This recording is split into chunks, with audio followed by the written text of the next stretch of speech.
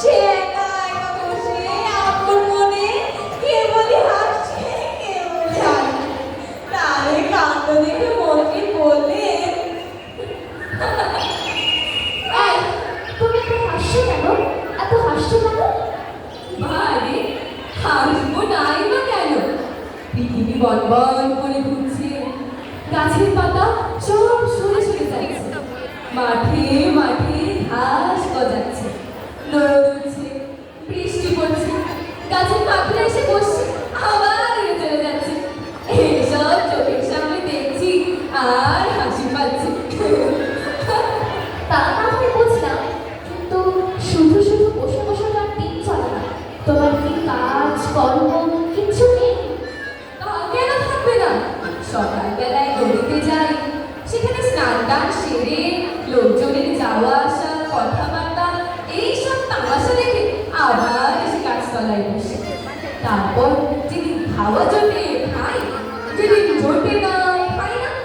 বেড়াতে ইচ্ছে করলে বেড়াই, ঘুম পেলে ঘুমাই, কোনো ভাবনা চিন্তা হট্টগোল কিছুই নাই, ভারী মজা।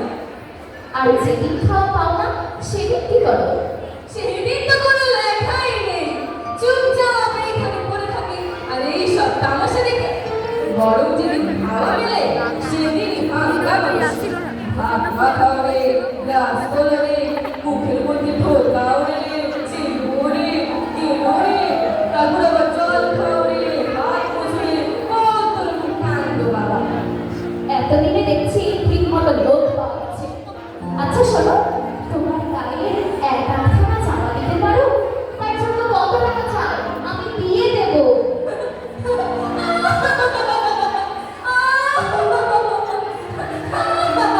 হাসছো যে বলো? আমার আবার জামা, এই তো সেদিন এক লোক আমার একটা চাদর দিয়েছে, সেটা তো চাইতে প্যান্টে দিয়ে দিলাম।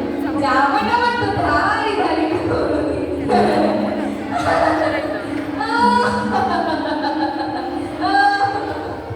এটা মানে মুশকিল হলো। যদিও একটা লোক পাওয়া গেল হাসি খুশি, তারও আবার জামা নেই।